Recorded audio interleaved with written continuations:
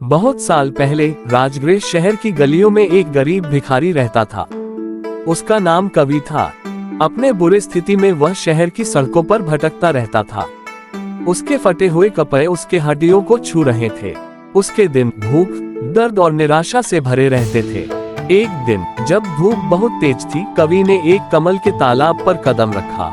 उसका पानी चांदी की तरह चमक रहा था और कमल के फूल सफेद, गुलाबी और सुनहरे रंगों में खिल रहे थे। कवि की आंखें आश्चर्य से फूली हुई थीं। कवि ने तालाब के किनारे बैठकर कमल के फूलों की ओर देखा।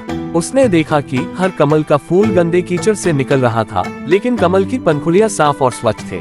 यह अनोखा दृश्य उसे आकर्षित कर रहा था। उसने बुद्ध के पास जाकर पूछा, है बुद्ध, ये कमल के फूल कैसे गंदे कीचड़ में रहते हुए भी स्वच्छ रहते हैं? बुद्ध ने मुस्कान दी, कवि, कमल ज्ञान का प्रतीक है। जैसे कमल की पंखुड़ियां गंदे कीचड़ से ऊपर उठते हैं, वैसे ही मानव आत्मा भी दुख से पार कर सकती है। बुद्ध ने कहा, ध्यान से सुनो मेरे पुत्र। पहला कमल का पंख अहिंसा को प्रतिष्ठित करता है। दूसरा कमल का पंख संतोष को प्रतिष्ठित करता है। तीसरा पंख शुद्धता को दर्शाता है। धार्मिक विचारों और क्रियाओं को बढ़ावा दे। अपने मन को नकारात्मकता या हानिकारक कामों से प्रदूषित न करें। चौथा पंख सत्य को प्रतिष्ठित करता है। जैसे कमल सूर्य की ओर अपने पंख खोलता है, वैसे ही हम अपने आप से और दूसरों से सच बोले। झूठ आत्मा को ढक देता है, सत्य उसे मुक्ति देता है। पांचवा पंख स्पष्टता को दर्शाता है। मन को बुद्धिमत्ता से अच्छी तरह से साफ रखें। ध्यान और आत्म जागरण के माध्यम से स्पष्टता की ओर बढ़ें।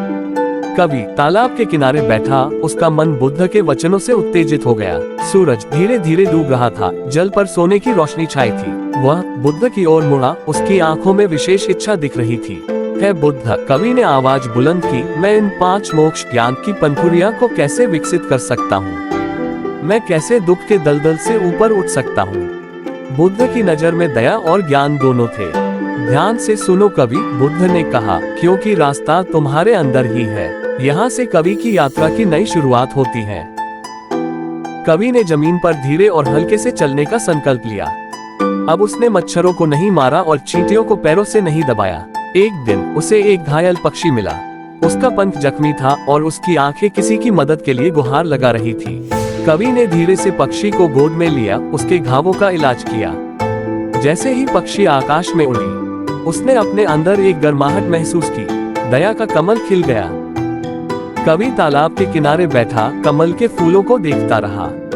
उसे समझ आया कि कमल की सुंदरता ज्यादा तादाद में नहीं, सरलता में थी।